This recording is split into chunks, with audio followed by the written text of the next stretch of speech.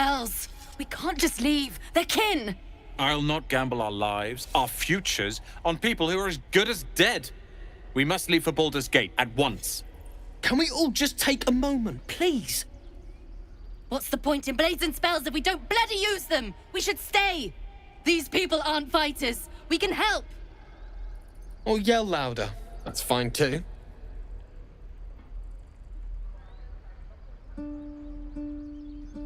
What? The dangers of overpriced taverns and muddy streets? I think I'll take that risk. The city's not going anywhere. I'm staying. We're needed here. Zerg! Fine. We'll stay. If we survive, it'll make for a good story, I suppose. Thank you, Roland.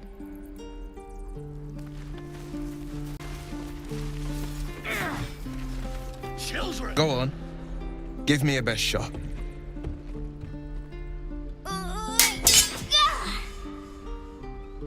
Not bad. Again.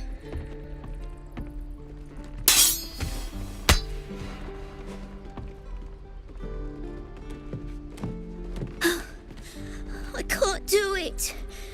I'm not like you. Umi, I don't need you to be like me. You just have to buy enough time to run. Come on. I believe in you. You can do this.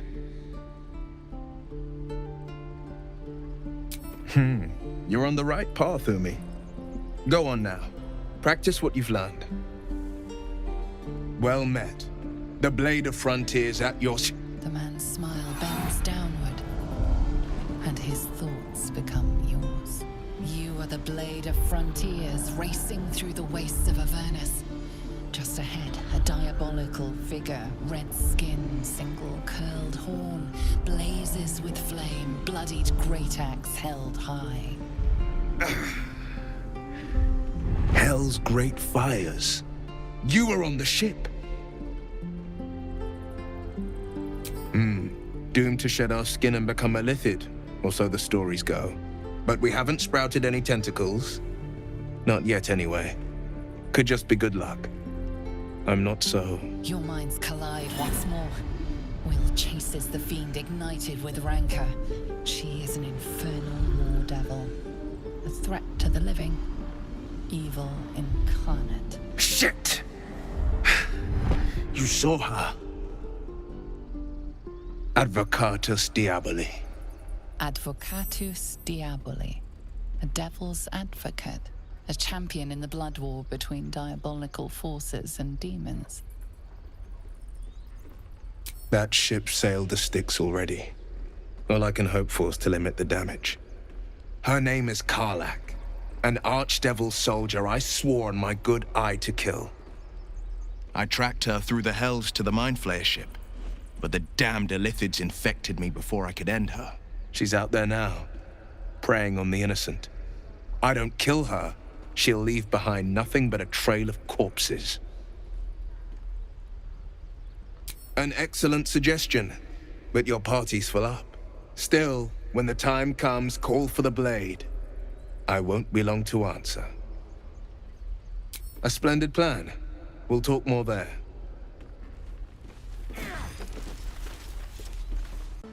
Let me show you something.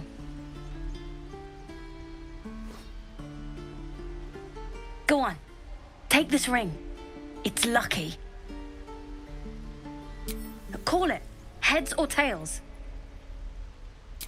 Hey, hold on. You gotta pay for that. Fine. Keep it. Call it a sample, yeah? But you gotta at least look at the other rings, okay? I gotta eat. Please, let us through. Let my daughter go right now! She's a thief, hellspawn. And you will wait for Korga's judgment. Now get back! Oh, let me through, Mragrashem, or I'll rip your damn throat out!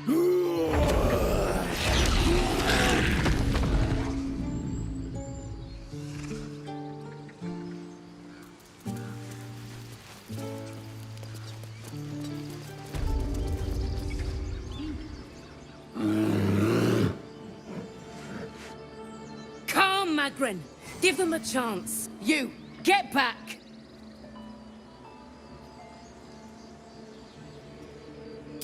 back. Force my hand and I'll show you its claws. A moment, Giona. What? Oh, I understand. You. Apparently Korga wants to see you. Go ahead.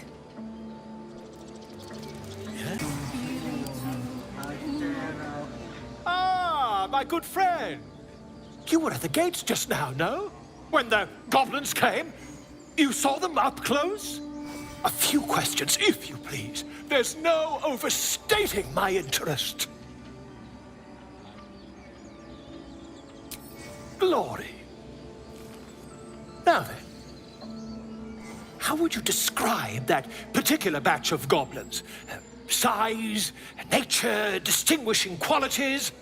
You search your mind, but remember nothing useful about goblin social order or behavior. Goblins struck fear and awe in heart of wilting witness. And the dragon they had marching in the rear, was it of the brass or silver variety? Witness mistook obvious silver dragon for brass. Last question, then you'll be quite free. Did the attackers rally to the absolute when they fell upon the gates? They did, didn't they?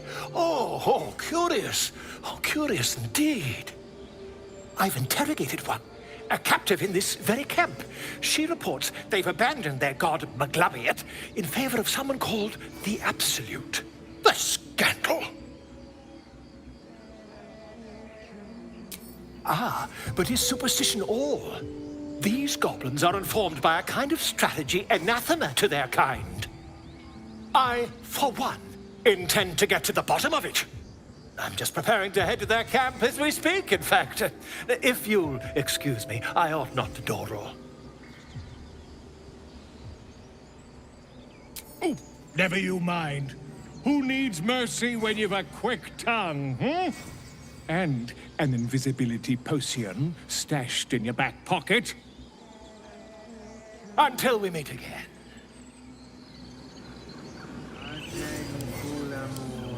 Just a moment.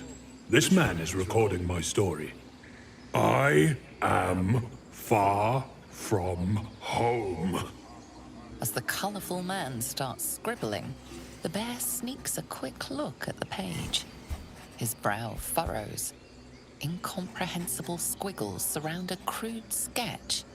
A bear disemboweling a clutch of tieflings.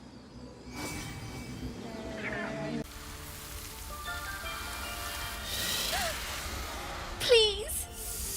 I'm sorry. This is madness, Korga. She's just a... A what, Wrath? A thief? A poison? A threat? I will imprison the devil. And I will cast out every stranger. A death viper. You've milked their poison before. A single drop of it could kill that child in a heartbeat.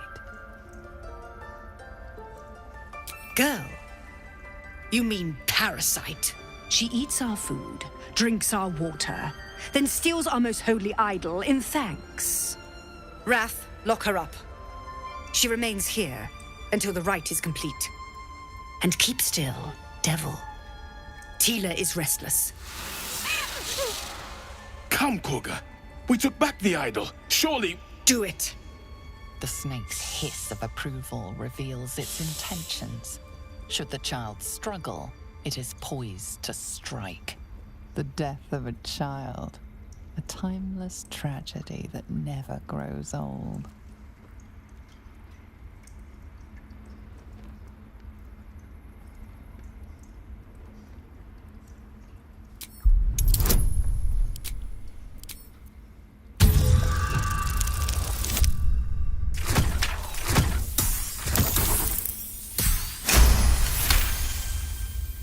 I hear the Tree Father's spirit in your words. It is as you say. Sifisif, Tila, to me. Out, thief. My grace has its limits. It hurts. Thank you, Korga. Master Halsin... Halsin isn't here. Keep his name off your tongue, lest Tila pierce it.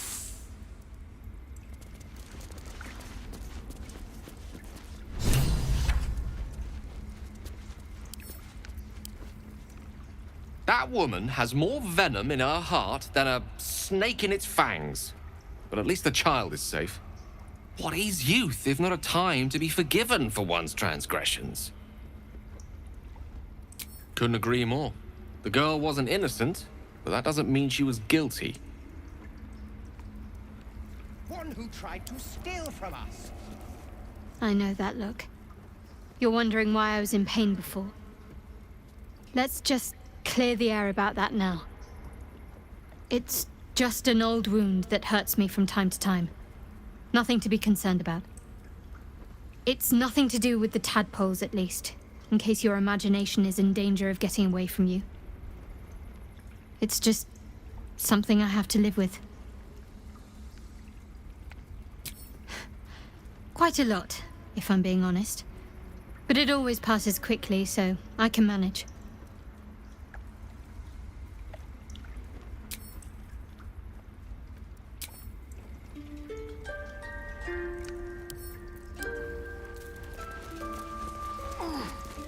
Go on.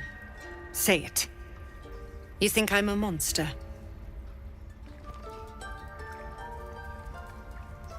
Yes, you would say so. I know your kind. You see only villains and victims. A viper bears her fangs defending her brood.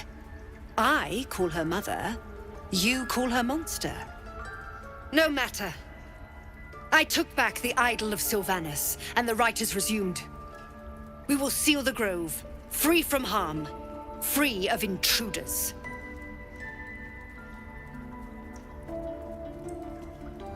The Rite of Thorns. It is the Tree Father's gift that none come to harm. When we speak the final prayer, the great vine will sprout forth. The grove will be cloaked in bramble and thorn. No one enters, no one leaves. Sanctuary. None of this can happen while Outlanders infect us.